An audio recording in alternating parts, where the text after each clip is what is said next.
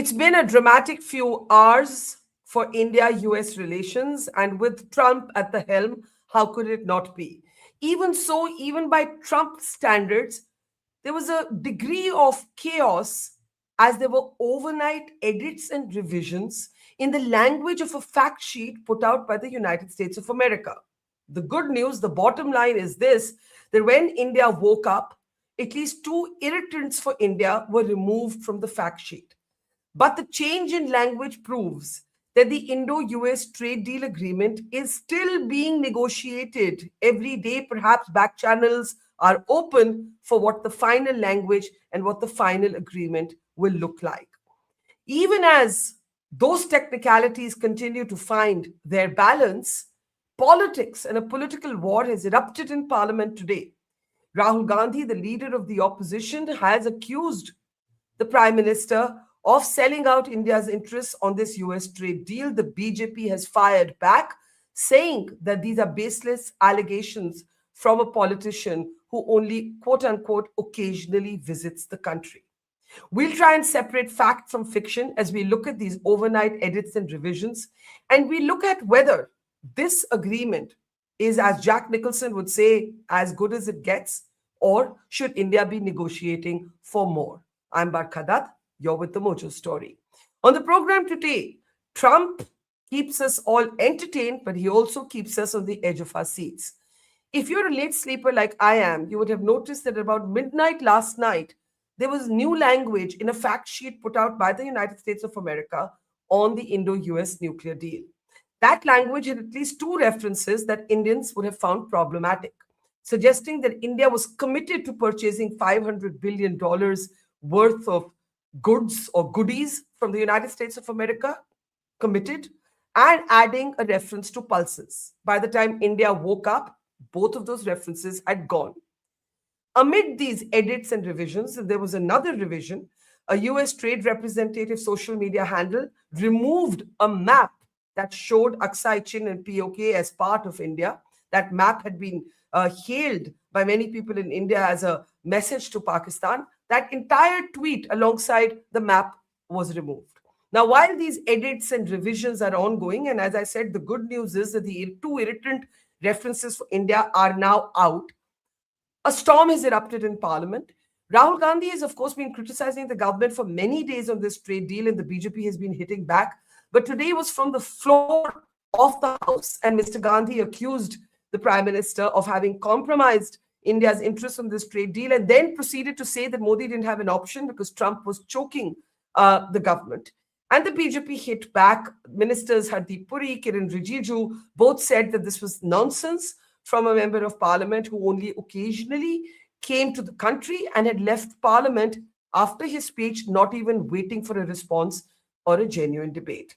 So the Indo-US trade deal continues to occupy our headlines, our concerns, economically, politically, and geopolitically. Let me introduce our three experts today as we try and make sense of it, away from the noise. The noise is a part of the story, but the noise doesn't necessarily inform us or educate us on the facts. So we'll try and do the second. I want to welcome Prasad Duvvuri to the program. He's an entrepreneur who spends his time between India and America. Good to see you, Prasad. Also joining us is veteran diplomat, Ambassador Dr. Mohan Kumar, who has been saying on this program consistently that the agreement would happen. He was proven right on that, but the debate around the agreement has not ended. And also joining us is a veteran IAS officer, former Finance Secretary of India, Subhash Garg, also a prolific author. Welcome, all three of you. I know none of you are, probably want to get involved in the politics of it, but to make our audience aware of all that happened today, let me actually start by playing out Rahul Gandhi's attack on this deal. I'll come to all of you then for your opening comments and also play the BJP's rebuttal thereafter. Take a look at Mr. Gandhi's attack in Parliament. That you have sold India. Are you not ashamed of selling India? Yes. Do you have no shame of selling India? You have sold our mother, Bharat Mata. Do you have no shame? But sir, the interesting thing is, I know that the Prime Minister would not sell India under normal circumstances. He will not do it. You know why he sold India? Because they are choking him. Mr. Rahul, address to the chair, please. He has sold India because they are choking him. They've got a grip on his neck. Speaker साहब, मैंने बोला जब चोक लगाते हैं दूसरे व्यक्ति की आंख में देखते हो तो डर दिखता है सर, पीएम की आंख में डर दिखता है, दिख रहा है सर आंख में आंख नहीं मिला पाते हैं. स्पीकर साहब, सर दो चीजें हैं सर. एक sir Epstein case. Okay, I'm not going into the Epstein case. That would need to be a whole different show. Let me actually start with Ambassador Dr. Mohan Kumar. The BJP, of course, has had a very fierce rebuttal to that. I think the operative question for us is not the BJP Congress politics. Those will keep sort of occupying the headlines.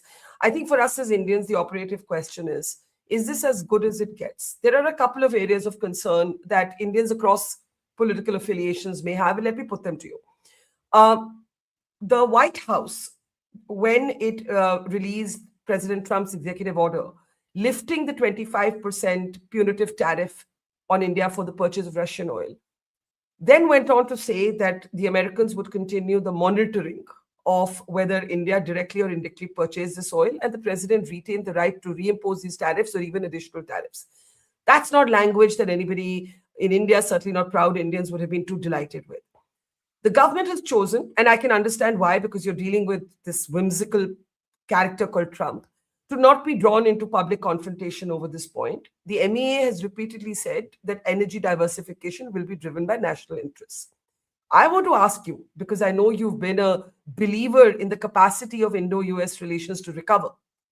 In this moment of bounce back, are there things that still concern you in the interim agreement?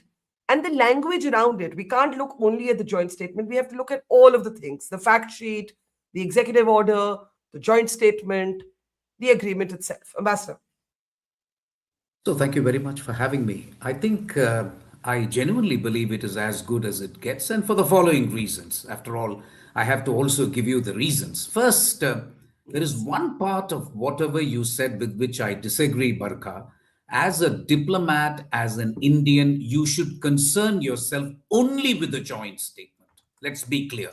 A fact sheet is like a PIB issue communique. You know, the PIB issues communique saying that, and I can look at the PIB communiques, two of them, and say there are serious divergences. Commerce Ministry's own communication is a little different. So the fact sheet is the equivalent of a PIB communique. Joint statement indicates an Indian assent to the statement. Otherwise, you cannot use the word joint in a diplomatic document. In the joint statement, there is no commitment to buy oil. I've checked it. There is nothing. There is no reference to pulses. And there is a commitment to negotiate. And that is important. We must negotiate with the United States. So I would urge everybody, fact sheet is something that they put out for the domestic audience, for economic operators, and we do that as well. We don't call it fact sheet, but we have advisories and so on. So if you went by the joint statement alone, I think it's as good as it gets. The only caveat I would have is that negotiations, in my view, have not begun. In many ways, negotiations have continued, but the actual trade negotiations for an interim interim agreement, and then a BTA have to start now on individual tariff lines such as agricultural products and so on. So Can I ask you a question? Can I ask you a question? When you say that the fact sheet doesn't matter, the executive order language doesn't matter, what we should concern ourselves with is only the language of the joint statement, and you disagree with me saying, let's look at all of the language, and maybe that's my reporter's instinct. I look at every little drip-drab of information that comes my way. We have the changes in the language of the two fact sheets on the screen. It's actually good news for India. Actually, the language when I went to sleep was slightly irritating because it used the word committed on the $500 billion purchases. It's now changed to intent. It made a reference to pulses. That reference is gone. Clearly, somebody in India, Ambassador Kumar, was troubled by that language, which is why that language changed. Clearly, somebody in India at night did not like that language and did not find it irrelevant. No, but it could also be the US embassy hearing your wonderful debate in the parliament. I will only call it wonderful and I will not say anything more. It's political. I mean, somebody saying you have sold out the you're being country without sarcastic. adducing, without You're being providing sarcastic. facts. I mean, trade as it is an esoteric and complicated subject. So I don't expect politicians to understand MFN, WTO, textiles, quotas, yarn forward. I don't. Even civil servants don't understand it. You could be district magistrate, Jhumri Talaya, you become commerce minister or commerce secretary. You can't know that. You have to study it. So even civil servants will have a problem. But to expect politicians to understand is, I think, a big ask, frankly, because they won't. What I am saying is, regardless of the changes that have happened in the fact sheet, the fact remains that the interim agreement has to be inked in in March. I will go by what they are inking. Any document in which either the word joint is used or an Indian plenipotentiary's signature is used, please show me, and I'm happy to debate that. A one-sided communication, I mean, please don't forget, Barkha, we are used to these things. Special 301 provisions were imposed on India. They have their own system of governance. Are you going to look at their order and say, what I would say, and the reason why I say it is as good as it gets, let me say this loudly and clearly, duties have been brought down. And this has been done without substantive concessions, which are yet to be granted, by the way. Let anybody tell me that this is a bad deal. Please tell me. Because the right to do it would have been, let's wait for the interim agreement. Let's wait for the BTA. I will then reduce my punitive duties. And the other thing which the press and the other people have not focused on, there are job losses, serious job losses. Noida, Surat, Tirupur. You only bother about farmers, is it? Because they take to the streets? Please tell me, are these not human livelihoods at stake? There are very serious job losses which happened in shrimps industry, in the gems jewelry industry, in textiles garment industry. Are they not people who matter? No, I must agree with you on that last point to say that as much as Trump has irritated me personally as an Indian in the last year, I cannot take away from the fact that the economic consequences of that 50% tariff are very real, and we cannot offer armchair commentary without acknowledging that hit. And I do totally take that point. Before I come to Subhash Garg, I played out Rahul Gandhi's attack. Ambassador Kumar didn't get drawn into the politics, but he had an acerbic swipe there about politicians who comment on things without providing facts. The BJP has hit back. The BJP has called all of this baseless. They have also, of course, taken their own digs at Rahul Gandhi, his attendance, his participation in parliament. I'll play that out because I must give both sides of this debate and then come to Subhash Garg. But take a look. This is Kiran Rijiju a short while ago. Rahul Gandhi ji का एक आदत जो बहुत खराब ये है, झूठ बात, गलत बात बोलने के बाद तुरंत हाउस छोड़ के भाग जाते हैं. ये ठीक नहीं है. जब आप गलत आरोप लगाते हैं तो मंत्री का जवाब तो सुनना चाहिए. आज उन्होंने इधर उधर का कई बातें उन्होंने की है, तो जब वित्त मंत्री जी इसका जवाब देंगे 5 बजे तो रहना चाहिए. मैंने तो सदन में कहा कि राहुल गांधी जी को सुनने का भी आदत डालना चाहिए और सदन में बैठ करके सुनना चाहिए, वित्त मंत्री का जवाब सुनना चाहिए. वो तो भाषण देने का साथ साथ उठ के चले गए, पीछे पीछे उसके कुछ मेंबर भी चले गए. तो आखिर में मैंने उनको याद दिलाया कि भारत देश को ना कोई बेच सकता है ना कोई खरीद सकता है. इस देश का मूल्य, इसका कीमत कोई लगा नहीं सकता है. वो आराम से राहुल गांधी बोल दिया कि भारत को बेच दिया और कोई भारत को खरीद लिया. ये भारत को कोई सोच भी नहीं सकता है खरीदने बेचने का. इसलिए मैंने कहा कोई माई के लाल पैदा नहीं हुआ जो इस देश को खरीद सकता है, बेच सकता है. और बार बार मोदी जी को सरेंडर किया बोलता है. अरे 2014 से पहले भारत 11वें स्थान में है. लोगों के सामने में जाके हाथ फैलाते थे और लोग कहते थे कि भारत तो फ्रेजाइल 5 है, इकोनॉमी बहुत कमजोर है, टूटने वाले हैं, भारत को कोई सीरियसली नहीं लेते हैं. अब हम टॉप 4 में आ गए हैं, टॉप 3 में होने वाले हैं. Subhash Garg, for journalists, there's a sense of deja vu here. When the Manmohan Singh-led UPA was negotiating the Indo-US nuclear deal, uh, the parties who are ruling today were on the other side. The left and the right both accused the Congress of selling the interests of India.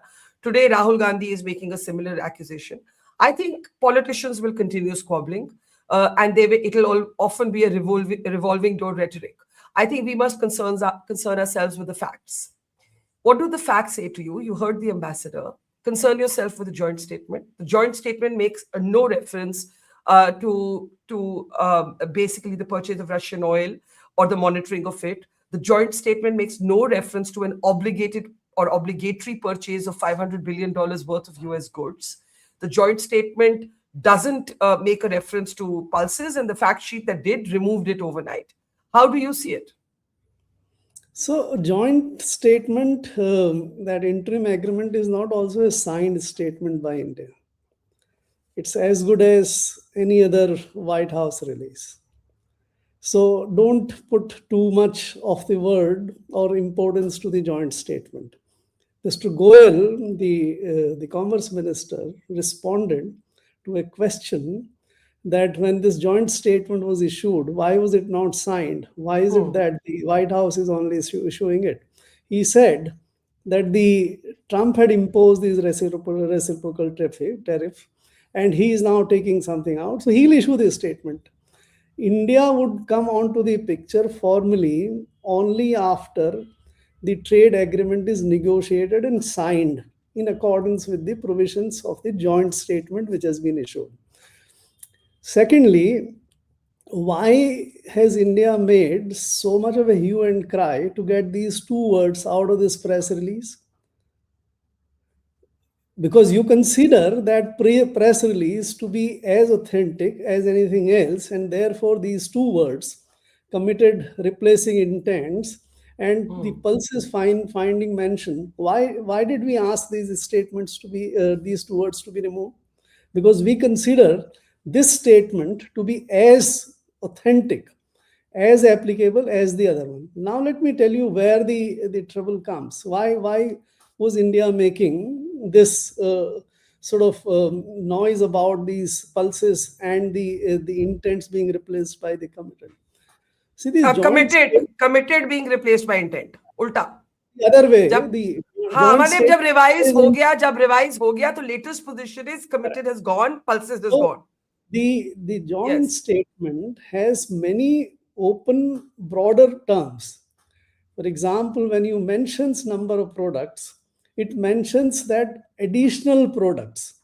Now, what are these additional products? These additional products may as well include pulses. We don't know at this stage until fully is negotiated.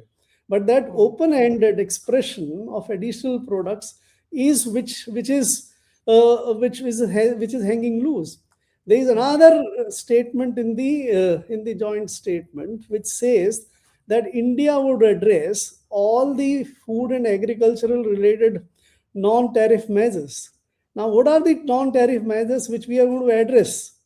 Will that find place in the joint agreement when we do it? Will we address the issues of dairy there? Will we address and likewise the petroleum products? This was included in the Trump's tweet. It was included in the White House specific statement. It is conditional that your 25% is immediately applicable, but conditional on your good behavior. Now, this 25%, the other 25%, which is brought down to 18%, is also brought down on conclusion of the agreement. It has not come into the effect immediately. So, what are we actually celebrating? So that 25 remains, and the 25% of the petroleum tariff has gone because we have agreed to stop the petroleum purchases. I think I don't know if we are celebrating, but we're relieved perhaps that the tariff has been slashed from 50 to 18%. Let me put it to you, Mr. Garg, that it's not reduced now. It is not reduced to 18% for the moment. Okay, Ambassador Kumar is wanting I'm sorry, to interject. it has been done. It has not been done. But the Commerce Minister has confirmed it has been done. Check your facts. No, Mr. Kumar.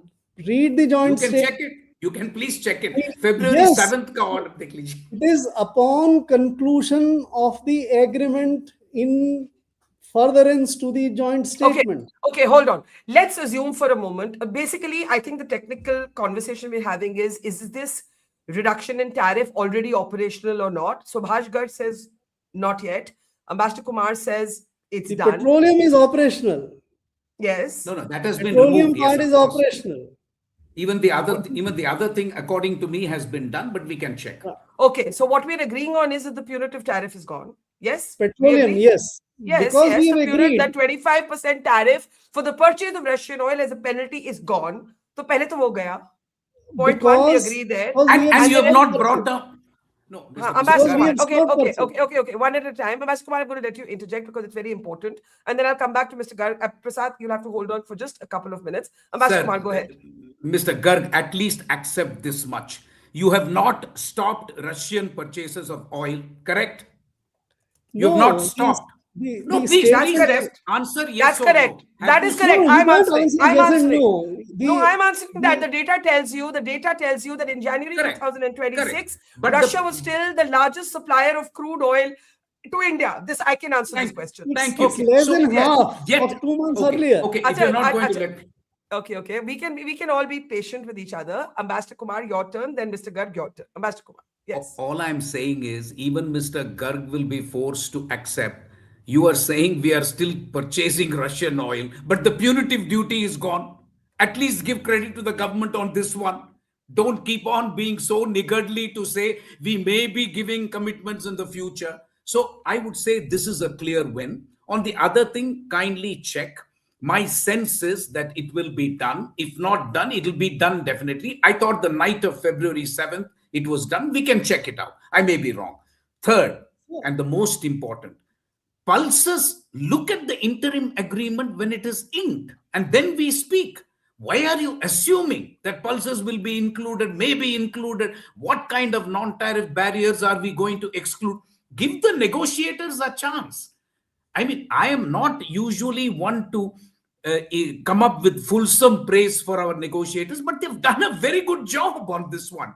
Please ask former agriculture negotiators to the WTO. I am in touch with them, and they are very, very surprised that we have done what we have done. So when the government has performed well, and you and Barkha ji, we all agree we have not stopped purchasing Russian oil, but the 25% has gone.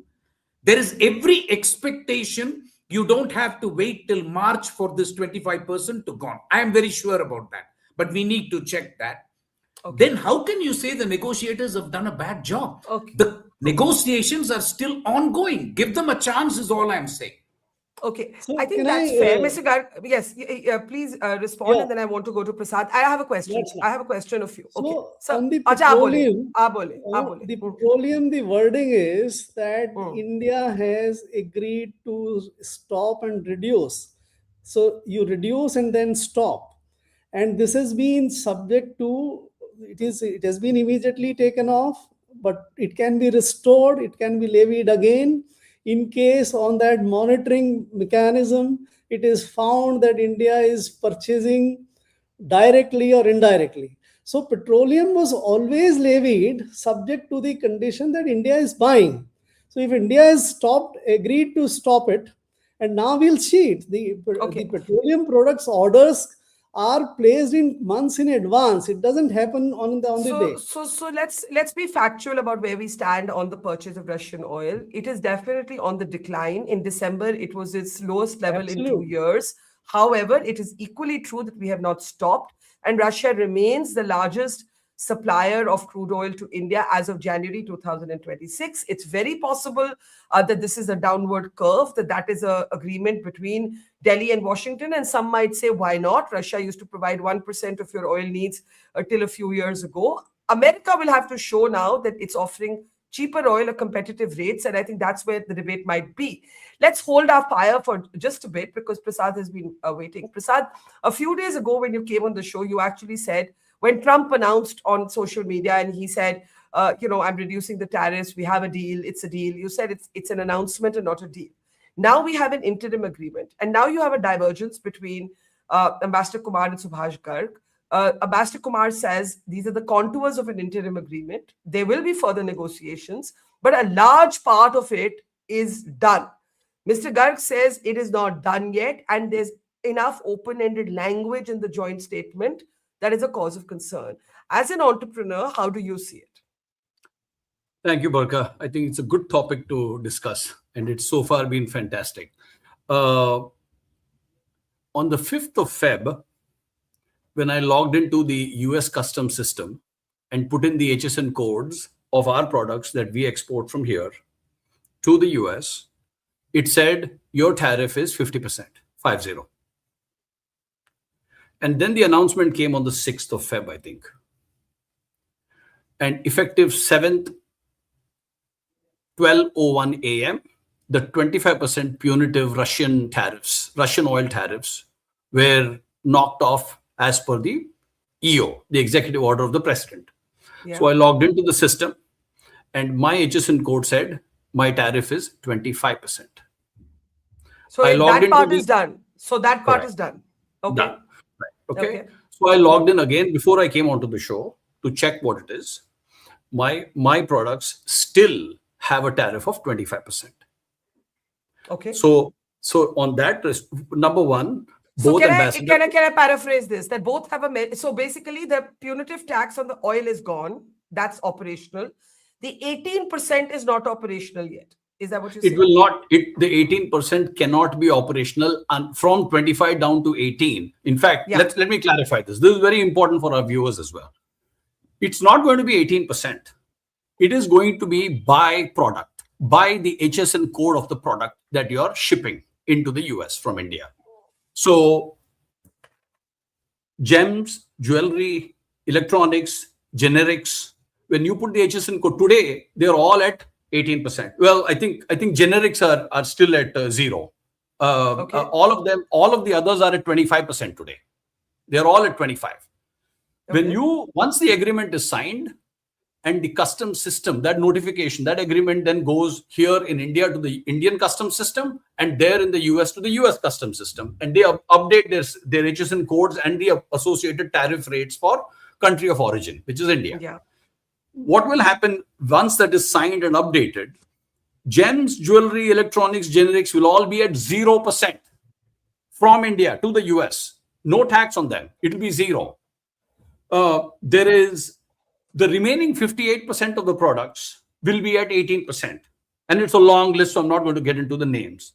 Then there is a Section 232 set of products from India, which is steel, aluminum, copper, which are tied to US review on national security.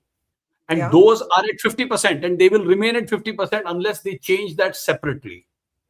So to summarize what happened on our show for the last 5 minutes, both Dr. Kumar, Ambassador Kumar and Mr. Garg were right about the Russian oil tariffs. They're gone. That 25% is gone. Yeah. Now, the remaining 25% dropping down to 18 on an average, as per the announcement, will only happen after the agreement is inked and the systems are updated. Till then, it will remain 25%. So I am debating at this point, do I take the risk and ship a container? Because it will take about a month and a half to reach. And do I gamble saying that when it reaches, it would have dropped down? By the way, my products become 0. So I'm delighted with this agreement. So Okay. food products, bakery good products are at 0. So there'll be no tariff. So I'm debating, should I ship something so that in 2 months when it reaches, I'm one of the first entrants into the US with this renewed 0% for my products? Or is there a risk that it's still not updated and I'll be charged 25%? So I have that dilemma. So this is the background to what is happening. I think that's very lucid. I think that's very lucidly explained, and we can all agree on what you've just explained as a framework for going forward. Now, Yeah. Ambassador Kumar, here's the question. I think we all agree. Here is the bullet point. The 25% punitive tax on Russian oil has gone. What we do not know is what will happen if after 6 months we're still purchasing Russian oil. Trump gets into a bad mood. He says, oh, he doesn't have a deal on Russia-Ukraine.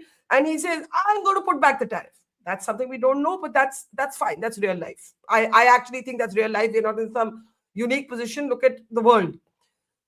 when Mr. Garg says that the language of the joint statement is open-ended and it could still be altered, and this is a last mile negotiation, do you agree with that? And do you have any concerns about how the word pulses slipped into the fact sheet and then was taken out? No, I don't, because let me, by the way, on President Trump changing his mind, the US reimposing tariffs, there is a separate statement in the joint statement. Please read it. It says that if one country decides to impose it, the other country can also decide to impose it. So please go ahead and do it. If you have the economic strength, then please do it. What I find amazing is it very easy to say India is sold out, it's a sellout, this, that, and the other. This is not your United Nations organization where every country has a vote and you can say we are the largest country in the world with 1.5 billion. I mean, everybody should know that I have spent 10 years in WTO. This is trade. This is realpolitik. This is your economic clout. Please understand, you are a 4 trillion economy. You are negotiating with a 30 trillion economy. Sometimes I have to gently remind people this because, our people seem to think, no, every country is equal. Why should we be any less than the other? I just say that. So that can happen, Barkha. I'm not denying it at all. He can change his mind, but we can also change our mind. But on the other question posed by you, yes, I still have a disagreement with Mr. Garg. I first of all apologize as a former trade negotiator. I want to thank very much, for you to be on the show because you have said you entered the product on the HS system. That is absolutely the right way to check. So I plead guilty and I was wrong. But on the joint statement, I called it a statement of intent. You should not read anything more than this. A joint statement is done after every visit of the Prime Minister abroad. Diplomats like me, we do the joint statement. This was bread and butter for 36 years of my life. I did only this. So I know what a joint statement is. It is not legally enforceable, but do not confuse joint statement with a fact sheet. That's all I'm saying. Joint statement has a little bit more sanctity. It doesn't matter who issues it, as long as he says joint and India has not objected to the joint statement. So it is a joint statement. You are actually bound by what is in the joint statement to the extent, if it says you are committed to negotiate, you will have to negotiate. You can negotiate. I think it's an important reality check from you to remind us that we are dealing with a man called Trump. And it is very difficult to not be provoked by him. And I want to, before I come to Mr. Garg, in response to what you've said, Ambassador, play out his latest. His latest sounds like old news to India because he almost seems to say it every day. But he alters the detail of what he says every day. But the reason this clip is important is not so much for its content, but as you said, you're dealing with the real world. This is the real world. For the next 3 years, this is the man you've got to deal with, right? And like it, hate it, love it, you can't ignore it. This is Trump again on India-Pakistan. I settled 8 wars. Of the 8 wars, at least 6 were settled because of tariffs. In other words, I said, if you don't settle this war, I'm going to charge you tariffs because I don't want to see people getting killed. And they said, well, what does this have to do? I said, you're going to be charged like India and Pakistan. It would have been a nuclear war, in my opinion. They were really going at it. 10 planes we shot down. They were going at it. The Prime Minister of Pakistan said, President Trump saved at least 10 million lives when he got us to stop fighting because they were going to go nuclear, in my opinion. Without tariffs, that wouldn't happen. Now, he changes the number of planes that he claims have been shot down every single interview he does. Talking about Pakistan, Minister Khwaja Asif today said America had used Pakistan like toilet paper. So I'm not very taken by all of this rhetoric, but I think we should remember that you're dealing with this whimsical character called Donald Trump. Sorry, Ambassador, I didn't mean to cut you short. That statement was playing. I'll let you complete your point and come to Subhash Garg after that. Yeah.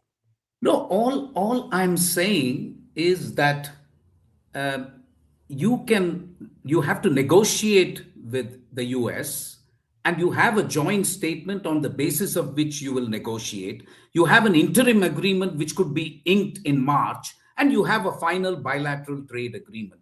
Last point I want to make, Barkha, and now I remember, tariffs are paid by the importer. There is a feeling in India that 30% tariff means that Indian Revenue Ministry will pay the 30% tariff. That is not true. It is the American importer who is going to pay the tariff. If they are happy to pay 30%, you only have to compare yourself with the rest of the world and see how much they are paying.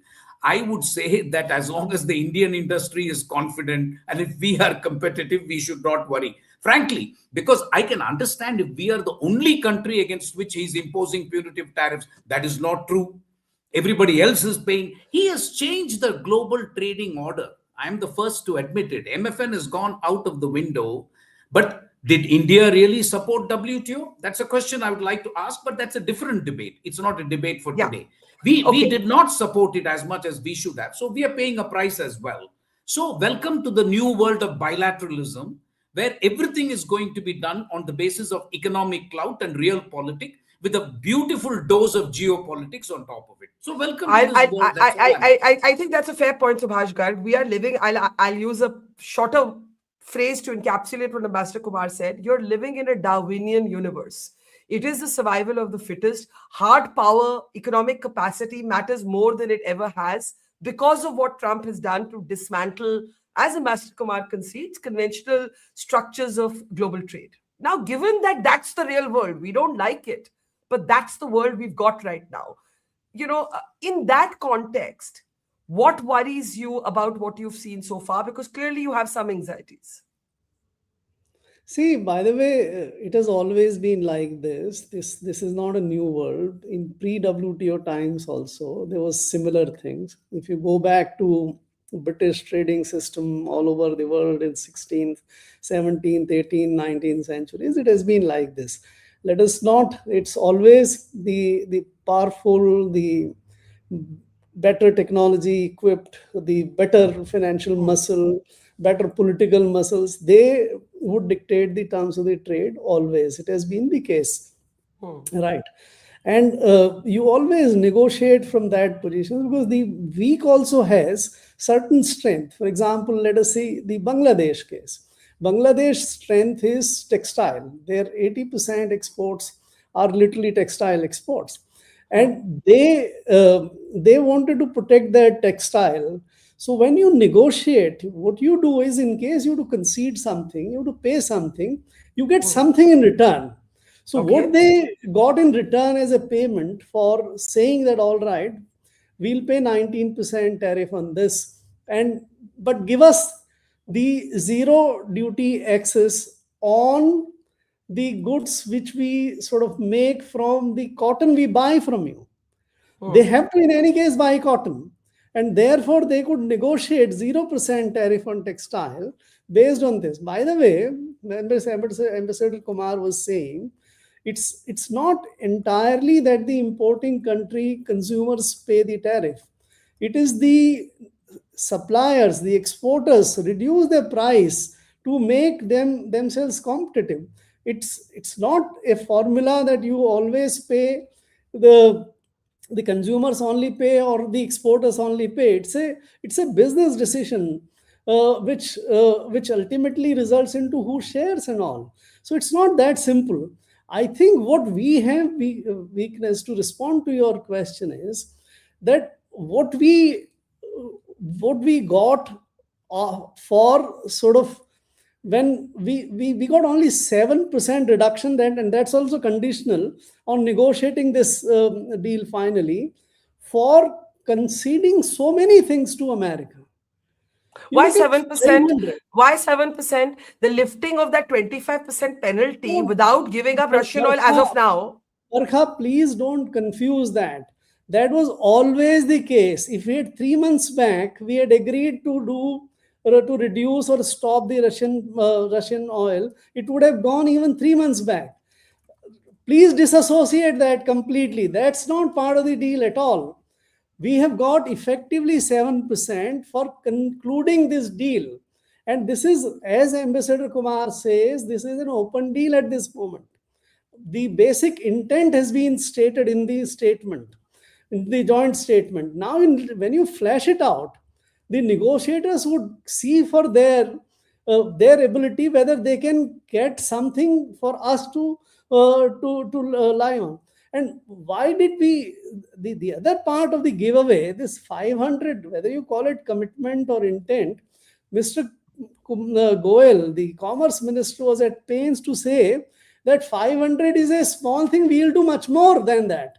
So if you are converting that into, or you even if you do half of it, your surplus trade with America would be gone.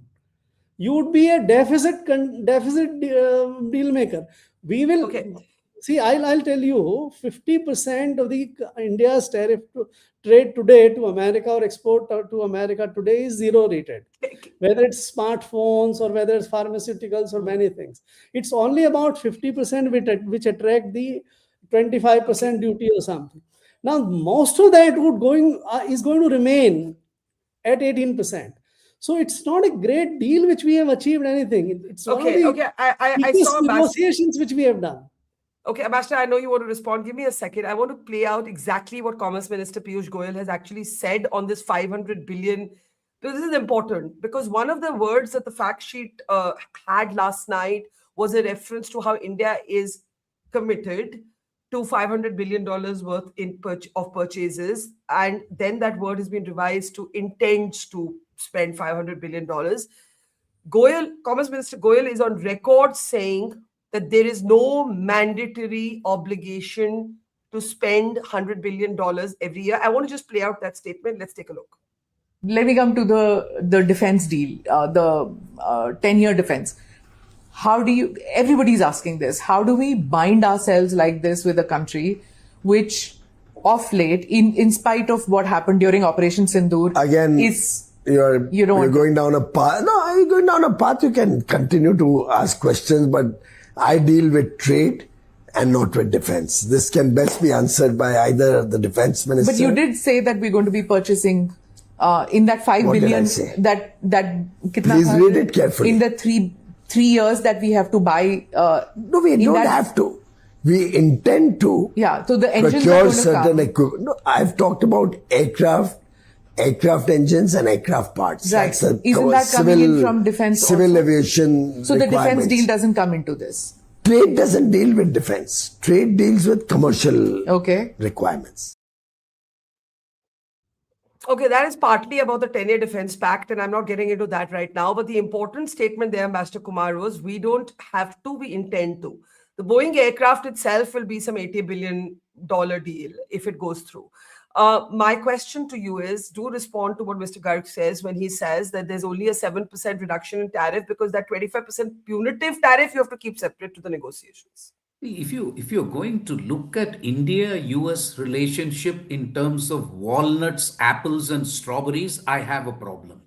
There are 2,000 global capability centers in India. Everybody should know this. 50% of them are American investment.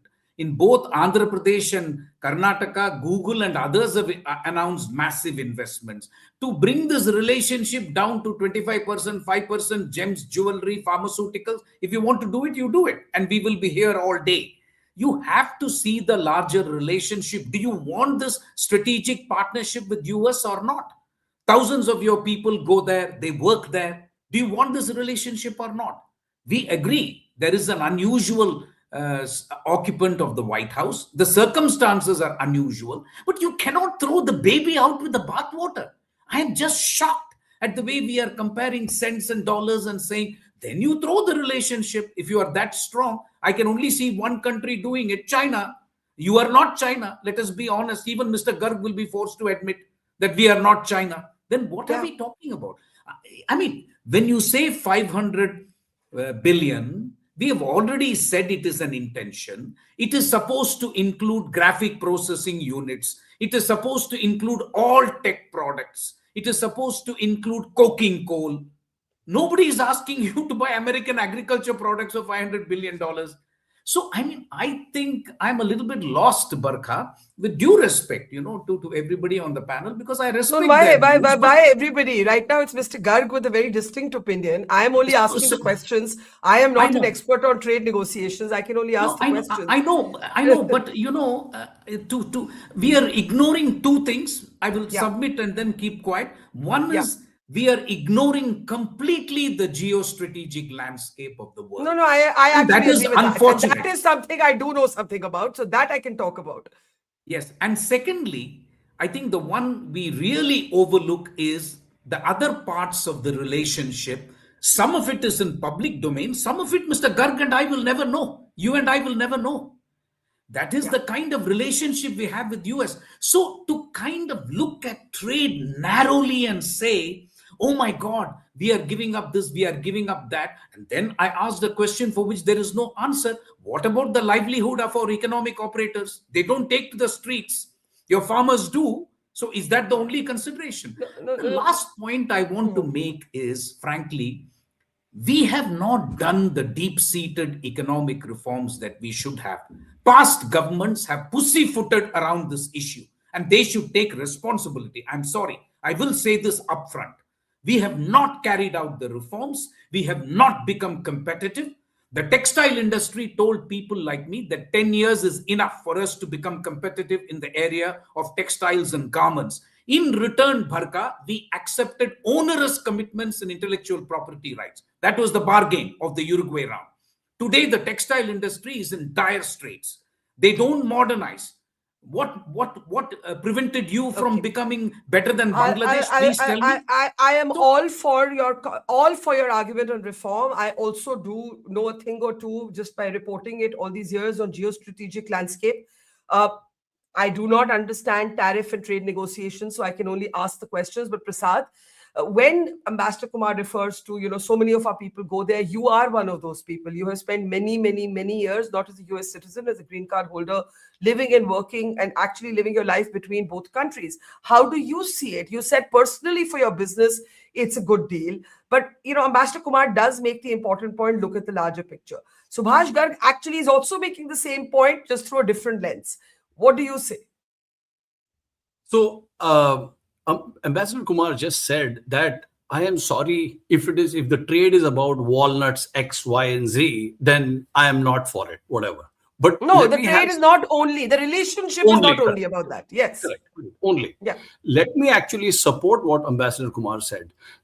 Ambassador Kumar, I'll request you to add these products as well into our overall, perspective, because I am the biggest beneficiary of India finally making walnuts and almonds 0%, because they are 68% of my input cost. So I buy these products from the US. I've been paying 30% tariff.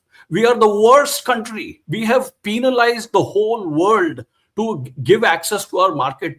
And I can understand if we were protectionists for a long time, but the India of today is not the India of yesterday. We don't need to be so scared and protectionist and start comparing that my, 24 size almond should be tariffed at 8%, whereas your 36 almond should be tariffed at 26%. We don't have to nickel and dime ourselves to death.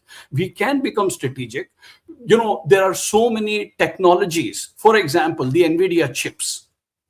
Can you imagine China, in spite of having all the leverage, actually had a quota system that Trump punished China with and banned NVIDIA chips from going into China? And it really created a flutter. Whereas in this trade deal that has been announced, not signed, but announced, NVIDIA chips are 0%. We are going to be the biggest beneficiaries. If we didn't do this, the Indian government and the bureaucrats together would have been extremely happy to charge 20, 25, 30, 50, 100, 150% tariff on those incoming products into India.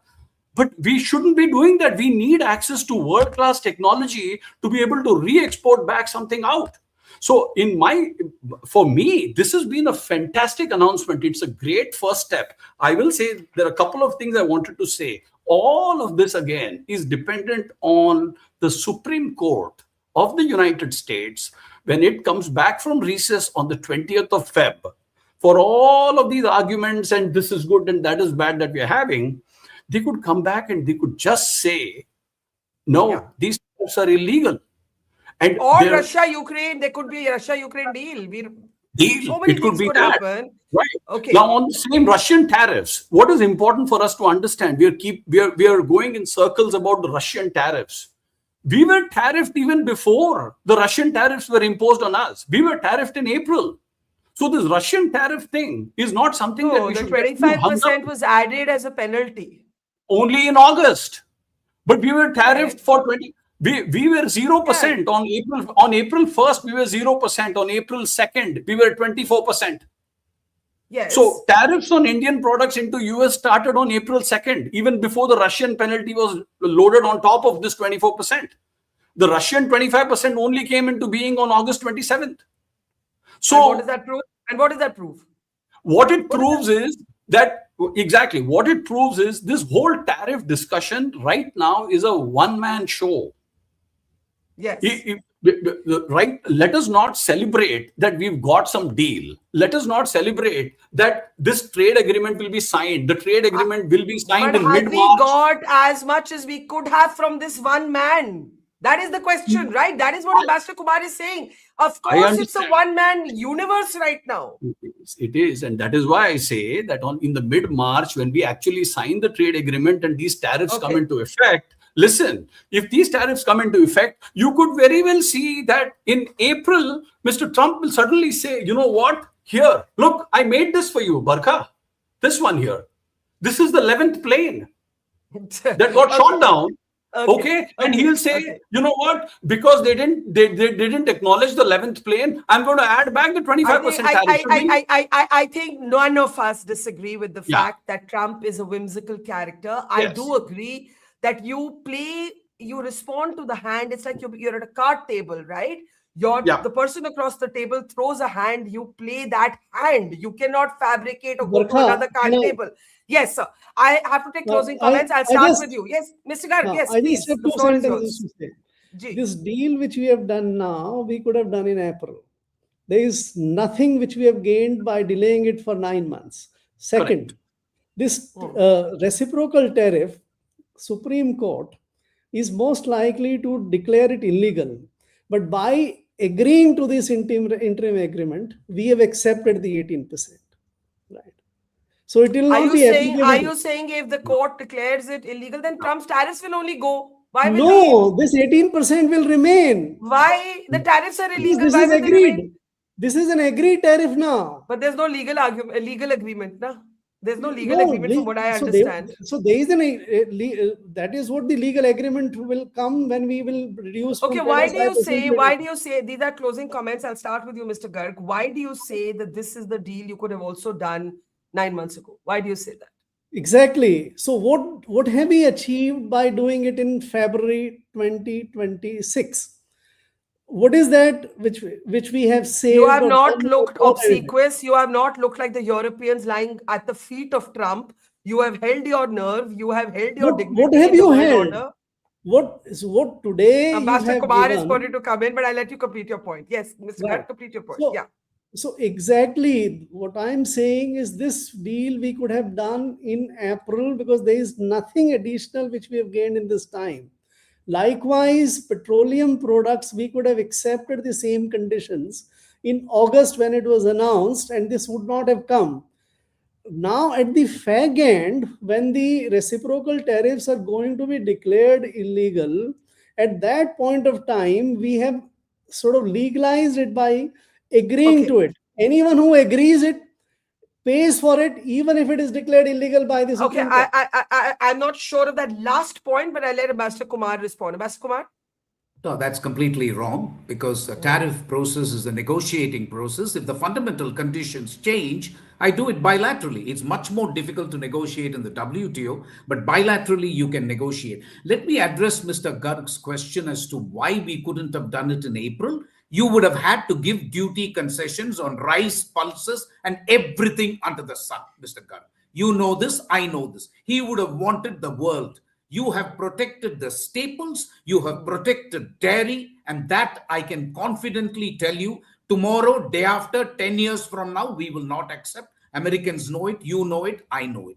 The last point I want to make, Barkha, the FTA deal with Europe and this current not deal yet, but joint statement, whatever you want to call it, with the US, is a 91 moment for India. India will become a substantially open economy if we implement the concessions of EU and if we implement the concessions of US.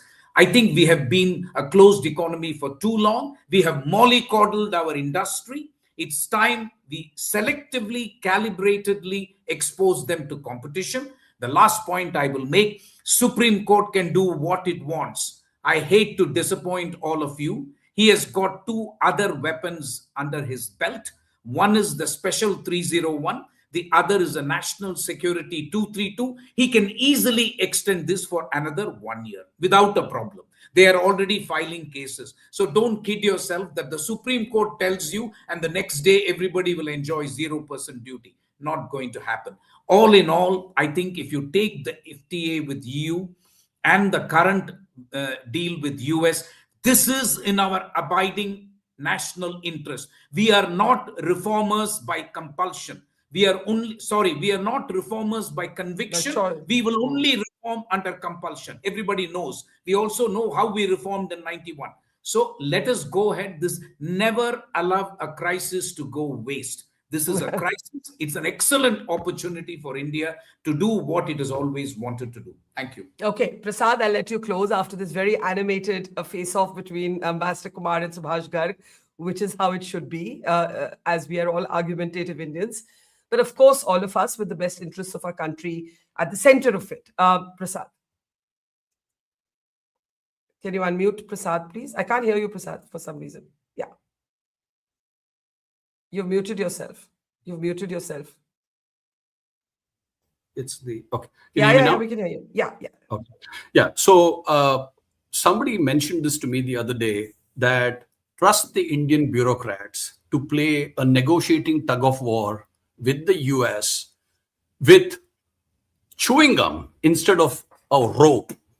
So they can stretch it and stretch it and stretch it. And Indian bureaucrats are the best in the world to do that until the Supreme Court actually says this round of tariffs don't hold good anymore. And then we say, okay, well, you know what? We'll have to look at it differently. And to Mr. Ambassador, Ambassador Kumar's point, the 301 and 232 of Trump have a finite period of time. Before he announces those tariffs, he has to wait and prove to the courts a condition as to why he intends to use that. And if at all they agree and they allow him to use it, they expire after 6 months. So they cannot be, permanently there. So I think we are good as long as we trust our bureaucrats' ability to stretch this negotiation into an agreement out until the Supreme Court rules it. We will be in good shape. But all in all, I have to say, this is the first time we have opened our economy to the world. And I think that is a great thing. We are a very large consumer economy in the world. We are growing. And so let the world come and have access to our consumer base, and we are going to benefit from a variety of products and services. Remember, Japan is playing the same game with the US. They are not making the investments they committed into their trade deal with Trump. And Trump is upset because they're waiting for the Supreme Court announcement as well. So therefore, all in all, this is very good. We are in a very good position. I am in a very good position because my import duties are gone on my products, and I'm going to be delighted. The rupee has depreciated against the dollar, and the import duties are gone. Yeah. So my input costs are much lower, and I get to go sell again at 0%. So this is fabulous for me. Okay. Good news for you. And on that lighter note of the very sort of that capacity of our civil servants to stretch a point as needed for as long as necessary. I think we have to find examples of our services on this program. They may not agree today, but they're both exemplars in their own way. So we want to thank them. Ambassador Kumar, Subhash Garg, thank you so much. And Prasad, thank you so much for sharing your personal experience and some hard data alongside. This has been a great conversation. But it has to close at some point because otherwise we could do this for hours, but we all have to get back to other things as well. Thank you, gentlemen, and to our audience, thank you, and see you tomorrow. It's great to see you here. Thank you for watching our work. If you haven't subscribed yet, don't forget to click the bell icon and subscribe to Mojo Story and support independent, robust journalism.